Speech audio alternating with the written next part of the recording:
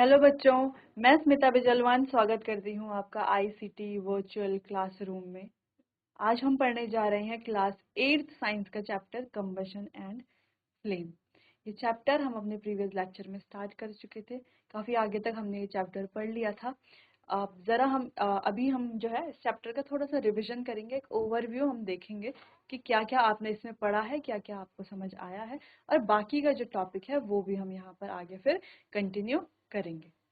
चलिए, सबसे पहले कंबशन यानी कि दहन से आप क्या समझते हैं?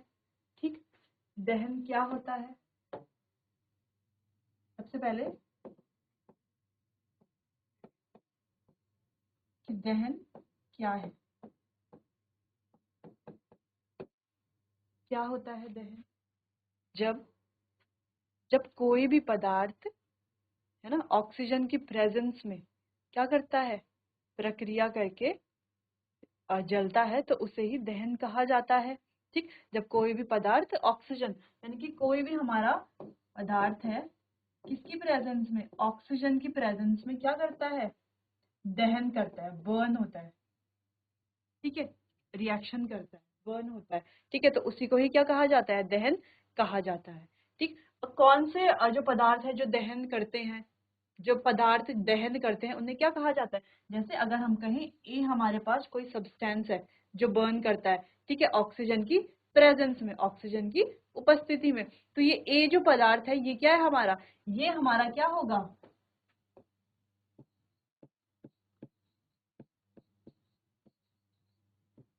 दहनशील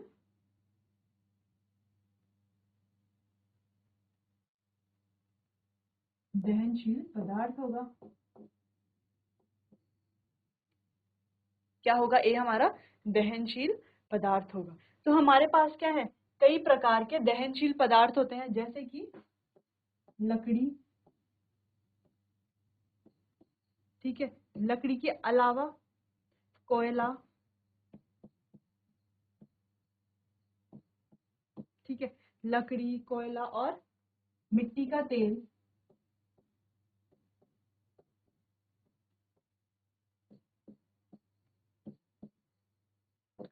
इसके अलावा सीएनजी, सीएनजी यानी कि कंप्रेस्ड नेचुरल गैस, यानी कि जिसे हम संपीड़ित प्राकृतिक गैस भी कहते हैं। इसके अलावा एलपीजी यानी कि लिक्विफाइड पेट्रोलियम गैस। ठीक है, लिक्विफाइड पेट्रोलियम गैस। इसके अलावा पेट्रोल।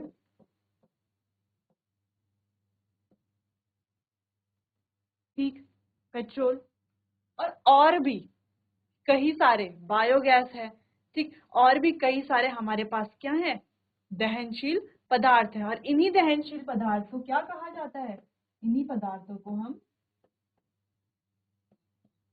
ईंधन या फ्यूल भी कहते हैं।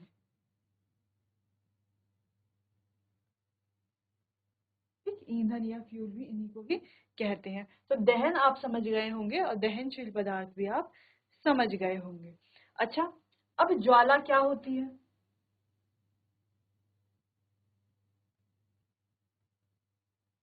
अब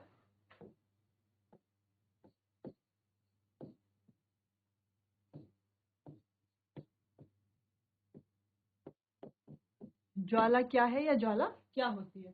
तो ज्वाला क्या होती है, जब कोई दहनशील पदार्थ क्या होते हैं, दहन करते हैं, तो उनसे जो निकलता है उसी को क्या कहते हैं हम, ज्वाला कहते हैं। ज्वाला में क्या होता है, ऊष्मा होती है और क्या होती है, प्रकाश होता है। दो चीजें होती हैं, ऊष्मा और प्रकाश। ठीक, तो जब भी कोई दहनशील पदार्थ जलता है तो वो क्या निकालता है, दहनशील पदार्थ जलता है तो वो ऊष्मा और प्रकाश वहां पर हमें देखने को मिलता है और उसी को ज्वाला कहा जाता है। ठीक, अच्छा, दूसरी चीज कि क्या हर कोई, क्या सारे पदार्थ जो है उनमें हमें ज्वाला देखने को मिलती है या फ्लेम देखने को मिलती है? नहीं, हर पदार्थ में हमें ज्वाला या फ्लेम देखने को नहीं मिलती। सिर्फ किन में देखने को मिलती है, जो जलते समय क्या होते हैं, वेपोराइज होते हैं, वाष्पित होते हैं।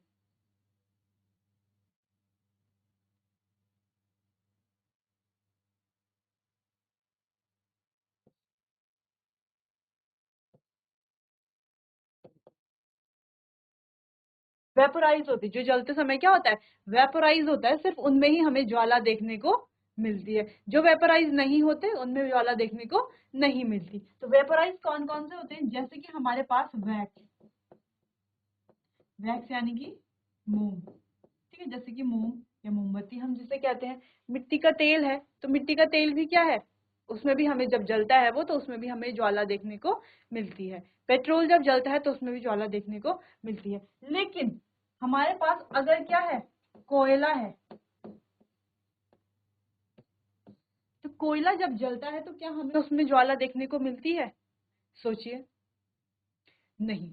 कोयला जब जलता है तो उसमें हमें ज्वाला देखने को नहीं मिलती, क्योंकि वो वेपराइज नहीं होता, वाष्पित नहीं होता, ठीक, इसीलिए उसमें ज्वाला देखने को नहीं मिलती। तो यहाँ पर हमने दो तीन चीजें हम जो है वो अच्छे से समझ गए हैं। क्या समझ गए हैं कि दहन क्या है, ज्वाला क्या है, दहनशील पदार्थ क्या है, ज्वाला ज्वाला जो है हमें कहाँ ज्वाला देखने को मिलती है, कहाँ ज्वाला देखने को नहीं मिलती, क्यों ज्वाला देखने को मिलती है, क्यों ज्वाला देखने को नहीं मिलती, ये हम अच्छे से समझ चुके हैं। इसके अलावा दहन के तीन प्रकार होते हैं।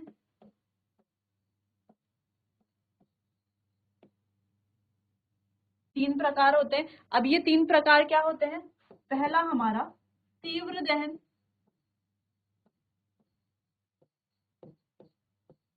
दूसरा हमारा स्वतः दहन,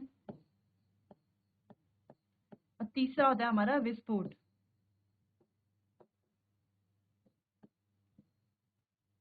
ठीक, तो तीनों में क्या डिफरेंस है, तीव्र दहन जिसको हम रैपिड कंबशन भी कहते हैं, तो ये तीव्रता से होता है, फटाफट जो कंबशन होता है। तीव्र दहन यानी कि जैसे कि हम एलपीजी का एग्जांपल यहाँ पर देख सकते हैं। एलपीजी में क्या होता है, यानी कि जो हमारे घर में चूल्हा होता है, या हम कहें कि मिट्टी का तेल है, या हम मिट्टी का तेल इसमें कह सकते हैं।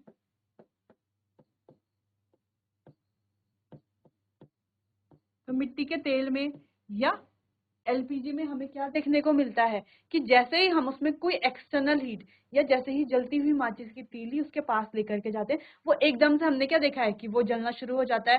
ठीक है, तो एकदम से जलना शुरू हो जाता है, यानी कि यही क्या है, हमारा तीव्र दहन है। जैसे अगर हमारे पास कोई लकड़ी का टुकड़ा है,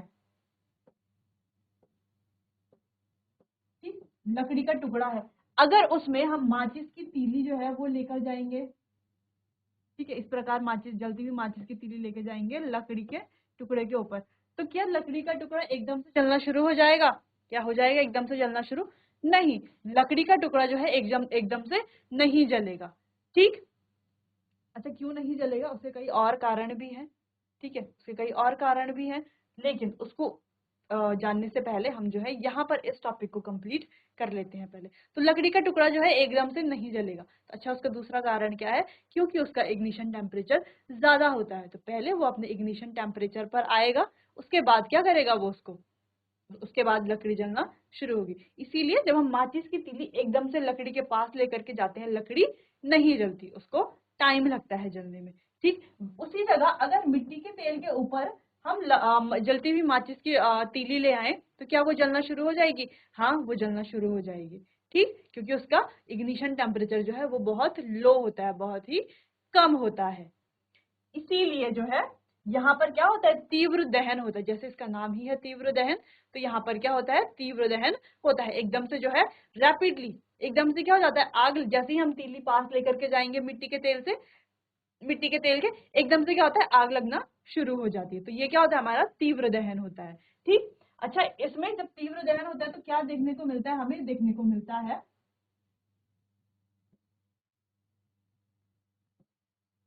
ऊष्मा और प्रकाश। ठीक, इतना समझ में आया।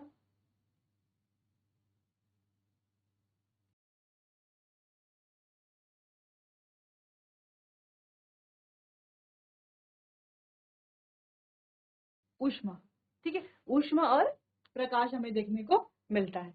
जबकि स्वतः दहन जो होता है, स्वतः दहन में क्या होता है, स्वतः दहन में जैसे कि फास्फोरस हमारे पास है, क्या है, फास्फोरस,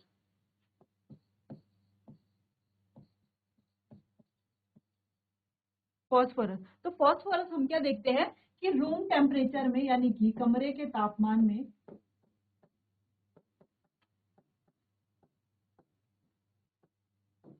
अपने आप ही क्या हो जाता है, जलने लग जाता है। तो इसी को क्या कहा जाता है, स्वतः दहन कहा जाता है, कि जब कोई भी पदार्थ जो है अपने आप ही रूम टेम्परेचर में क्या हो जाता है, जलने लग जाता है। इसका एक और एग्जांपल हम देख सकते हैं, जैसे कि जंगलों में क्या होता है, बिजली के कारण आग लग जाती है, जंगल के जंगल क्या हो जाते हैं, तबाह हो जाते हैं, बड़े बड़े अग्निकांड हो जाते हैं। तो ये भी स्वतः दहन का एक एग्जाम्पल है। इसके अलावा हमने देखी होगी कोयले की खान होती है, जो क्या होती है, कोयले की खान होती है, जो वहां पर भी कभी कभार क्या होता है, अपने आप ही आग लग जाती है। और खान तो बहुत बड़ी होती है कोयले की, तो अंदर ही अंदर क्या होती है, आग लग जाती है वहां पर, और बड़े बड़े अग्निकांड वहां पर हो जाते हैं। तो इस प्रकार जो है स्वतः दहन होता है, और इसी को स्वतः दहन कहा जाता है। अच्छा, यहाँ पर भी हमें ऊष्मा और प्रकाश देखने को मिलता है। ठीक, अगला है विस्फोट। तो यहाँ पर क्या होता है, तापमान, एक्सटर्नल हीट, मतलब कोई भी बाहरी कोई हीट हम देंगे, ठीक है, बाहर से कोई हीट हम देंगे, और साथ में प्रेशर, यानी कि दबाव के कारण यहाँ पर क्या होता है, विस्फोट होता है। जैसे कि हमने पटाखे देखे होंगे, तो पटाखों में क्या, कुछ पटाखों में हमें हीट दे करके जल जाते हैं पटाखे। कुछ पटाखों में क्या होता है, हीट नहीं देनी पड़ती, क्या करना पड़ता है, हमें उनको प्रेशर देना पड़ता है। कुछ पटाखों में हीट प्रेशर दोनों ही हमें देना पड़ता है। ठीक, तो वहां पर क्या होता है, विस्फोट होता है, यानी कि एक्सप्लोजन होता है। तो यहाँ पर हमें तीन चीजें देखने को मिलती है, ऊष्मा तो देखने को मिलती ही है, साथ ही प्रकाश भी देखने को मिलता ही है, और इसके अलावा हमें जो है ध्वनि देखने को मिलती है। तो ये तीन चीजें जो है हम यहाँ पर देखते हैं। ठीक, तो ये होता है दहन के तीन प्रकार, ये भी हम अच्छे से पढ़ चुके। अब लास्ट में ज्वाला के अंदर एक इम्पॉर्टेंट टॉपिक था, जहां पर कैंडल में जो फ्लेम थी उसको हमने डिस्कस किया था। हमने क्या कहा था, ये हमारा आउटर जोन है, बाहरी जोन, ये हमारा मिडल जोन है, यानी कि मध्य क्षेत्र, ये हमारा इनर जोन है। ठीक है, ये वाला जो भाग होता है वो सबसे गर्म भाग होता है, सबसे गर्म क्षेत्र हम इसे कह सकते हैं। ठीक, ये होता है, ये कम गर्म होता है, कम गर्म क्षेत्र। और ये जो है इसे हम कह सकते हैं, ये सबसे कम गर्म क्षेत्र।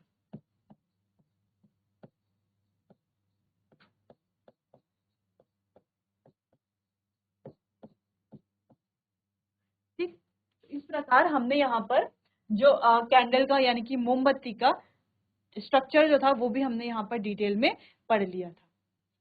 चलिए, तो ये सब आपको रिकॉल हो गया होगा कि हमने क्या पढ़ा था, क्या नहीं पढ़ा था। एक बार जो है हम इसको स्लाइड से भी देख लेते हैं।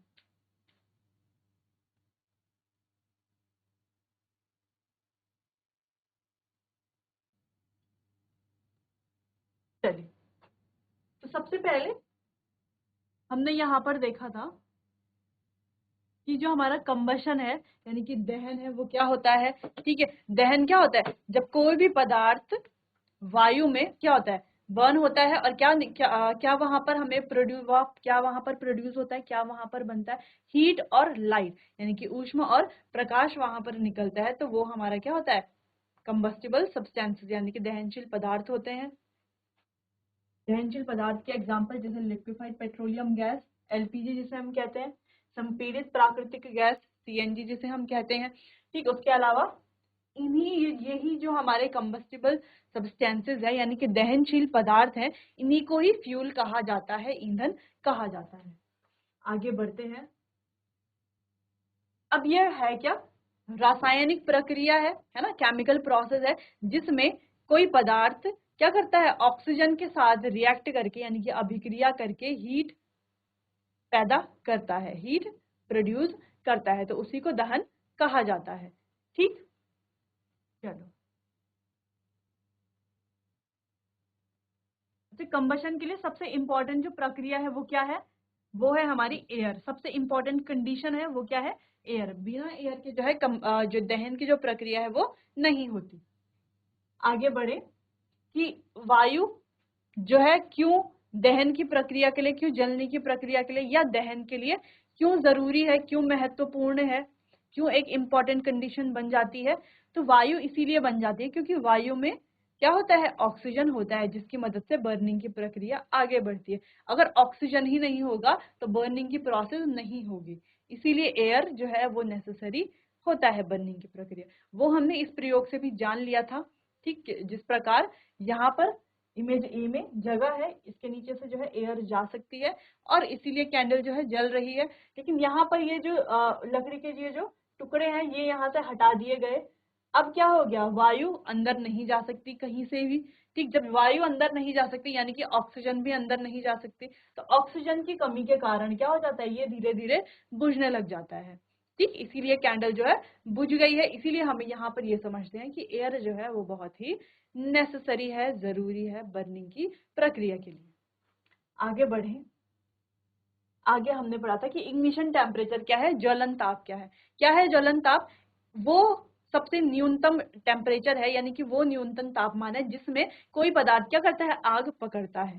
ठीक, जैसे कि हम कहें लकड़ी का टुकड़ा, जो कि अभी हमने एग्जाम्पल देखा था कि लकड़ी के टुकड़े के ऊपर हम माचिस की तीली ले जाए तो नहीं जलेगा, वहीं अगर मिट्टी के तेल के ऊपर हम माचिस की तीली ले जाए तो जल जाएगा। क्यों, क्योंकि जो लकड़ी है उसका ज्वलन ताप क्या होता है, अधिक होता है, हाई होता है, जबकि जो मिट्टी का तेल है उसका ज्वलन ताप बहुत कम होता है, इसीलिए वो जल्दी आग पकड़ लेती है। इसीलिए लकड़ी जल्दी आग नहीं पकड़ती, उसको पहले क्या करना पड़ता है, थोड़ा देर उसके ऊपर उसको आग में ही रखना पड़ता है। आग में रखने से क्या होगा, वो हीट होगी, ठीक है, गर्म होगी, गर्म होने से वो अपने ज्वलन ताप तक पहुंचेगी, अपने इग्निशन टेम्परेचर तक पहुंचेगी, फिर वो बर्न होना स्टार्ट होगी। ठीक, इतना समझ में आया, इग्निशन टेम्परेचर क्या है, ज्वलन ताप क्या है, क्यों जरूरी है, क्यों कुछ पदार्थों का ज्वलन ताप ज्यादा होता है, कुछ पदार्थों का कम होता है, क्यों कुछ पदार्थ जल्दी जल जाते हैं और कुछ पदार्थ जल्दी नहीं जलते।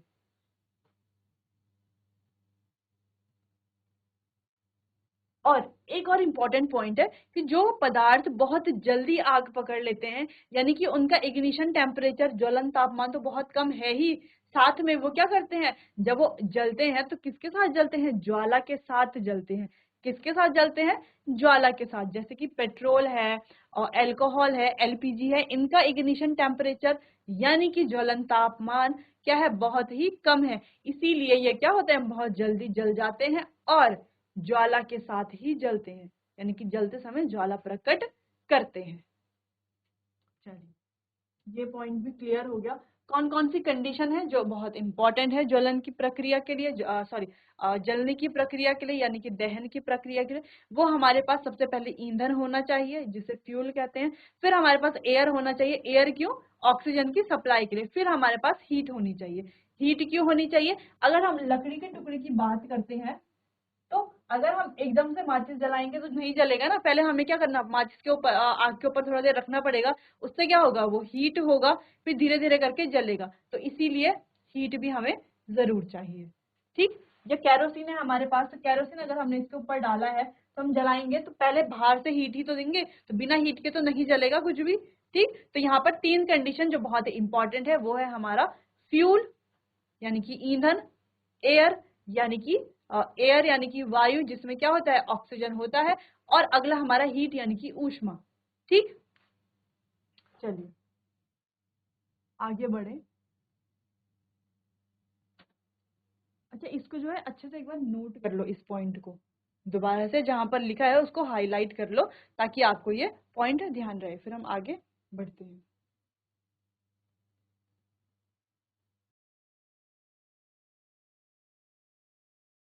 चलिए आगे बढ़े। अब हम आग जो है उसको कैसे नियंत्रित कर सकते हैं। पहली कंडीशन क्या है आग को नियंत्रित करने की, देखो पहले तो हम कैसे नियंत्रित कर सकते हैं, जो तीनों कंडीशन हमारे पास है यानी कि फ्यूल है, एयर है, हीट है, उन तीनों में से कोई भी एक कंडीशन अगर हम हटा दें तो क्या हो जाएगी, आग हमारी नियंत्रित हो जाएगी। इसके अलावा और जो मेथड है वो क्या है कि हम अच्छा अग्निशामक लाएं, ठीक है, और ज्यादा उसमें क्या हो, कार्बन डाइऑक्साइड अगर हो तो उससे जो है आसानी से आग जो है बुझ जाएगी। क्योंकि कार्बन डाइऑक्साइड क्या करेगी, उसके जब भी आग के ऊपर जाती है तो उसके ऊपर एक पतली लेयर बना देती है, क्या बना देती है, उसके ऊपर एक परत बना देती है, या कंबल की तरह जो है आग को पूरा ढक देती है। कौन? Carbon dioxide. ठीक, तो जब वो आग को पूरी तरीके से ढक देती है, उससे क्या होता है, उससे वहां पर कोई ऑक्सीजन नहीं जा पाती। जब ऑक्सीजन नहीं जा पाती तो क्या होता है, वहां पर आग जो है और आगे नहीं बढ़ती, धीरे धीरे जो फ्यूल है, जो आग है वो कम होती जाती है, और फ्यूल जो है हमारा, यानी कि जो भी हमने वहां पर जो भी चीज जल रही है वो क्या हो जाता है, उसका टेम्परेचर अपने आप ही धीरे धीरे कम होने लगता है, वो कूल डाउन होने लग जाती है। ठीक, इसके अलावा आग को किसी और चीजों से बुझाया जा सकता है, जल से बुझाया जा सकता है, लेकिन जल से जो है हर प्रकार की आग को नियंत्रित करना मुश्किल है। जल से सिर्फ हम कौन सी आग को नियंत्रित कर सकते हैं, जो आग जो है पेपर की या लकड़ियों में, इस प्रकार से अगर कोई आग लगी है तो उसको तो हम जल द्वारा नियंत्रित कर सकते हैं। जंगलों में आग लगी है तो उसको हम जो है जल द्वारा नियंत्रित कर सकते हैं। लेकिन जो इलेक्ट्रिकल इक्विपमेंट्स जो हमारे होते हैं, ठीक है, उनमें अगर आग लगी या पेट्रोल या तेल के कारण जब अगर कोई आग लग जाए और ज्यादा फैल जाए तो उसको जो है हम नियंत्रित जल के द्वारा नहीं कर सकते, क्योंकि जल डालने से क्या होगा, जल डालने से आग बुझेगी नहीं और फैल सकती है, और आग बुझाने वाले के लिए भी खतरा हो सकता है। इसीलिए जो आग जल से नहीं बुझती वहां पर हम कार्बन डाइऑक्साइड यूज करते हैं। बड़े बड़े फायर एक्सटिंग्विशर हमने देखे होंगे, अग्निशामक हमने देखे होंगे, उनमें क्या होता है, कार्बन डाइऑक्साइड होती है। इस प्रकार के अग्निशामक होते हैं, ठीक, इनमें क्या होती है, कार्बन डाइऑक्साइड यानी कि CO2 होता है, जिससे कि क्या होता है, वो आग को, कोई इलेक्ट्रिकल इक्विपमेंट्स में आग लगती है या पेट्रोल में आग लगती है या जल में कोई आग लगती है, ठीक है, सॉरी, पेट्रोल में या तेल से कोई आग लगती है, तो वो जो है आसानी से कार्बन डाइऑक्साइड द्वारा नियंत्रित की जा सकती है।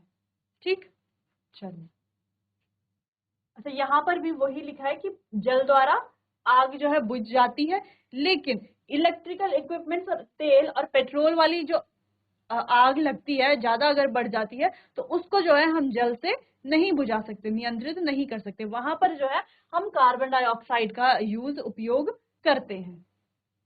ठीक, आगे बढ़े, टाइप्स ऑफ कंबशन, यानी कि जो अलग अलग प्रकार के जो हमारे दहन, अलग अलग प्रकार का जो दहन होता है वो क्या होते हैं, पहला तीव्र दहन, दूसरा स्वतः दहन, और तीसरा हमारा विस्फोट। तो ये हम डिस्कस कर चुके हैं पहले ही। ठीक, यहाँ पर ऊष्मा, लाइट यानी कि प्रकाश निकलता है, यहाँ पर भी ऊष्मा और प्रकाश निकलता है, लेकिन यहाँ पर ऊष्मा, प्रकाश और ध्वनि निकलती है। ये तीनों में डिफरेंस। अच्छा, एक और डिफरेंस कि ये क्या है, तीव्रता से जलता है, जल्दी जल जाता है। जैसे कि अभी हमने एग्जांपल लिया, जैसे कि मिट्टी का तेल, उसके बाद माचिस की तीली ले जाते ही तुरंत क्या हो जाता है, वो जलने लग जाता है। तो ये क्या है, एक प्रकार का तीव्र दहन है। ठीक, स्वतः दहन जहां पर अपने आप से ही, मतलब हमें कोई एक्सटर्नल हीट नहीं दे रहे, हमको कहीं से माचिस जलाकर नहीं दे रहे, या कोई एक्सटर्नल हीट नहीं दे रहे, वो अपने आप ही क्या हो, जलना शुरू हो जाता है। और एक्सप्लोजन में हमें कोई एक्सटर्नल हीट तो देनी पड़ती है, साथ ही प्रेशर भी हमें देना पड़ता है, हर जगह हर बार नहीं, एक्सटर्नल हीट और प्रेशर हमें देना पड़ता है, जिससे कि विस्फोट होता है और ऊष्मा, प्रकाश और ध्वनि निकलती है। ठीक, चलिए, तो ये भी आपको समझ आ गया होगा, ये हम पढ़ चुके थे। तो इस प्रकार यहाँ पर कुछ एग्जांपल्स हैं, जैसे एक्सप्लोजन यहाँ पर क्रैकर यानी कि पटाखों का हो रहा है। यहाँ पर हम देख पा रहे हैं कि फास्फोरस जो है रूम टेम्परेचर में किस प्रकार दहन करता है, स्वतः दहन करता है। रैपिड कंबशन कैसे, LPG यानी कि गैस में जो है तीव्रता से, जैसे ही हम माचिस पास ले जाते हैं, एकदम से क्या हो जाता है, आग जलने लग जाती है। ठीक, चलो आगे, फ्लेम क्या है, क्या है, वो क्षेत्र है दहन का, दहनशील पदार्थों का, यानी कि दहनशील पदार्थ का ये वाला जो क्षेत्र होता है वो क्या होता है, हमारा ज्वाला कहलाया जाता है। अब जो सब्सटेंस जलते समय वेपोराइज होते हैं उनमें ज्वाला दिखती है, और जिनों में जो पदार्थ हमारे जलते समय वेपोराइज नहीं होते, वहां पर हमें ज्वाला देखने को नहीं मिलती, वहां पर कोई ज्वाला प्रोड्यूस नहीं होती। ठीक, एग्जाम्पल जैसे कि कोयला या चारकोल जब जलता है, जैसे कि हम यहाँ पर देख पा रहे हैं, कोयला और चारकोल जल रहा है, तो कोयला और चारकोल में कोई हमें ज्वाला देखने को नहीं मिल रही, जबकि यहाँ पर मिट्टी के तेल से ये लैंप जल रहा है और यहाँ पर मोमबत्ती जल रही है, तो यहाँ पर हमें ज्वाला देखने को मिल रही है। ठीक, चलो, अच्छा, इतना आप जो है इसको अभी नोट कीजिए, फिर आगे का हम समझते हैं। वैसे हम ये पढ़ चुके हैं, बस अभी हम क्या कर रहे हैं, इसका एक रिवीजन, क्विक रिवीजन हम कर रहे हैं। चलिए आगे बढ़ते हैं। अगला हमारा कैंडल का स्ट्रक्चर, ये हमारी बाहरी जोन, बाहरी क्षेत्र, ये हमारा मिडिल जोन, यानी कि मिडिल जोन को क्या कहा जाता है, देखो आंशिक दहन वाला मध्य भाग। उसके बाद हमारा बिना जली मोमबत्ती का सबसे आंतरिक क्षेत्र, यानी कि इनर जोन हम जिसे कहते हैं। अच्छा, ये सबसे कम गर्म वाला भाग होता है, ये थोड़ा गर्म वाला भाग होता है, ये सबसे गर्म वाला भाग हमारे पास होता है कैंडल का, या किसी भी आग का। जब हम गैस में भी आग देखते हैं तो हमें इस प्रकार दिखती है आग। ठीक, आगे बढ़े।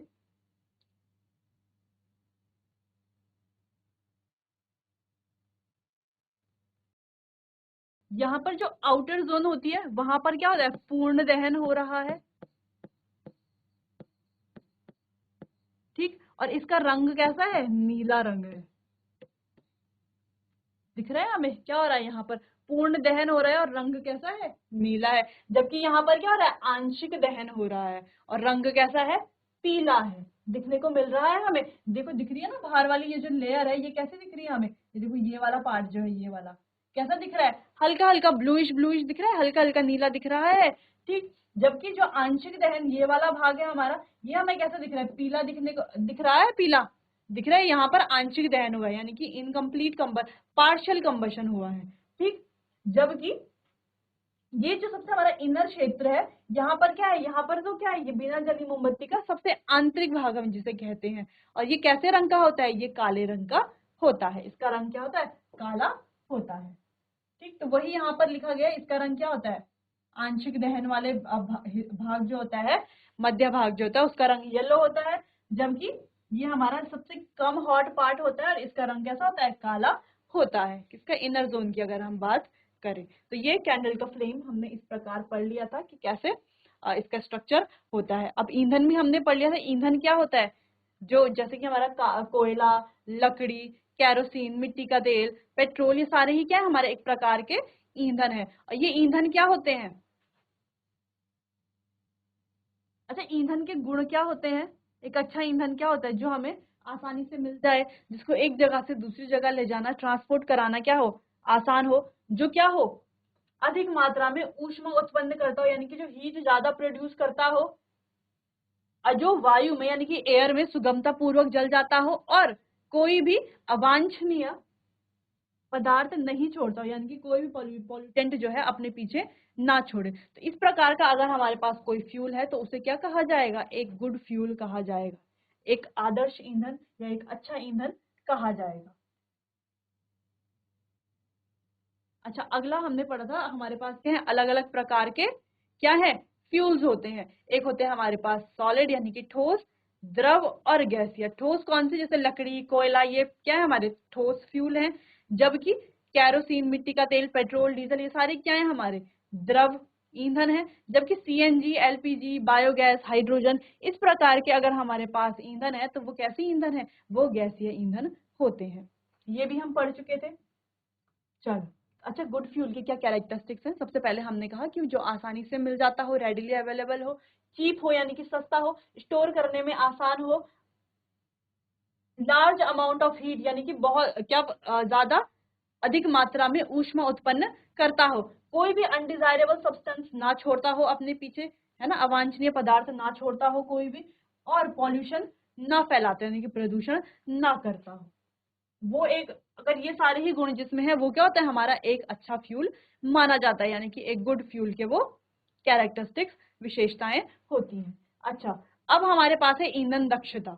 उसमें उष्मीय मान हमें पढ़ना है। और उष्मीय मान क्या होता है, जब 1 kg कोई भी फ्यूल, अब 1 kg जब जलता है, अपना पूर्ण दहन करता है, उससे निकलने वाली जो हीट एनर्जी होती है, उसे ही उसका उष्मीय मान कहा जाता है। इस हीट एनर्जी को केजी पर, केजे पर, किलो जूल पर किलोग्राम से हम रिप्रेजेंट करते हैं।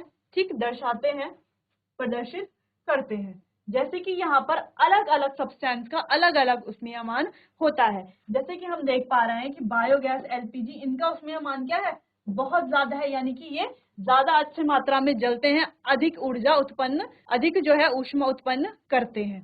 जबकि जैसे कोयला है या लकड़ी है, गोबर के उपले हैं, इनका क्या है, बहुत ही कम कैलोरीफिक वैल्यू यानी कि ऊष्मीय मान क्या है, बहुत ही कम है। ठीक, यानी कि ये इनसे थोड़ा कम जलते हैं, थोड़ा कम हीट प्रोड्यूस करते हैं, जबकि ये वाले जो होते हैं हमारे, जो नीचे की तरफ हमें देखने को मिल रहे हैं, क्योंकि इनका ऊष्मीय मान ज्यादा है, ये ज्यादा क्या करते हैं, हीट एनर्जी प्रोड्यूस करते हैं, यानी कि ऊष्मा ऊर्जा प्रोड्यूस करते हैं। जैसे कि हम यहाँ पर देख पा रहे हैं, अलग अलग पदार्थों का अलग अलग ऊष्मीय मान है। अब आगे बढ़े। अच्छा, अब अगला हमारा एक इम्पॉर्टेंट पार्ट है इस चैप्टर का, जो कि हमारा लास्ट पार्ट भी है, कि हमारे जो एनवायरनमेंट है उसमें क्या क्या हार्मफुल इफेक्ट पड़ रहे हैं, हानिकारक क्या क्या प्रभाव पड़ रहे हैं इन फ्यूल्स के जलने के कारण। ठीक, अच्छा, क्या प्रभाव पड़ रहे हैं, क्या इफेक्ट हो रहा है, कि जो हमारे फ्यूल्स है जैसे लकड़ी, कोयला, पेट्रोलियम, ये जो हमारे फ्यूल्स हैं, ये इन्हें जब हम जलाते हैं तो इनसे क्या निकलते हैं, कुछ ऐसे कार्बन के पार्टिकल निकलते हैं, ऐसे कार्बन के कण निकलते हैं जो क्या होते हैं, अनबर्न्ड होते हैं। ठीक है, पूरी तरीके से नहीं जलते, जिस वजह से अस्थमा जैसी सांस लेने की बीमारियां, रेस्पिरेटरी डिजीजेस हमें होती हैं। ठीक, दूसरा, जब फ्यूल्स का इनकम्प्लीट कंबशन होता है यानी कि अपूर्ण दहन होता है, उससे क्या निकलता है, कार्बन मोनोऑक्साइड गैस निकलती है, जो कि क्या है, बहुत ही जहरीली गैस है, जिससे कि मृत्यु तक हो जाती है। ठीक, जब कोई पार्टिकल्स क्या होते हैं, जब क्या होता है, इनकम्प्लीट कंबशन, अपूर्ण दहन होता है। ठीक, अच्छा, अब अगला पॉइंट है, कुछ फ्यूल्स ऐसे होते हैं जो कार्बन डाइऑक्साइड गैस रिलीज करते हैं, जिससे क्या होता है, जो हमारा एटमॉस्फेयर है उसका जो तापमान है वो बढ़ जाता है, और ग्लोबल वार्मिंग जैसी समस्याएं होती हैं। अब ग्लोबल वार्मिंग से क्या हो रहा है, ग्लोबल वार्मिंग से जो है आइस मेल्ट हो जाती है। ठीक है, आइस मेल्ट होने से जो हमारा सी लेवल है, समुद्र का जो लेवल है वो क्या हो जाता है, बढ़ने लग जाता है, जिस कारण अब समुद्र का लेवल जो है बढ़ने लगेगा तो आसपास के जो कोस्टल एरियाज होंगे वहां पर बाढ़ जैसी समस्याएं आ सकती हैं। इसीलिए जो है अवॉइड करना चाहिए ऐसे सब्सटेंसेस को बर्न करना जिनसे क्या निकले, कार्बन डाइऑक्साइड गैस निकलती हो। ठीक, उसके अलावा जब हम कोल पेट्रोलियम को बर्न करते हैं तो उनसे क्या निकलती है, सल्फर के ऑक्साइड निकलते हैं। क्या निकलते हैं, सल्फर के ऑक्साइड निकलते हैं और नाइट्रोजन के ऑक्साइड निकलते हैं।